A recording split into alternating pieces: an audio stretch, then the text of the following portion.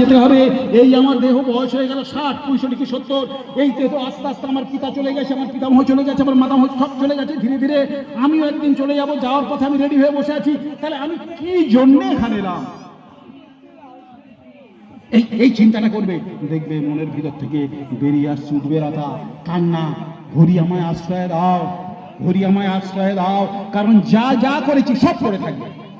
একটা একটা কি বলবো, একটা এই চুলে এক গাছা যাবে না, একটা কানা করি যাবে না, একটা খড়ের টুকরো যাবে না।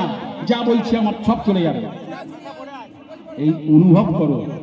আমি মুখের কথা বলছি না, কিন্তু আমি যা অনুভব করি সেটাই তোমাদের বলছি।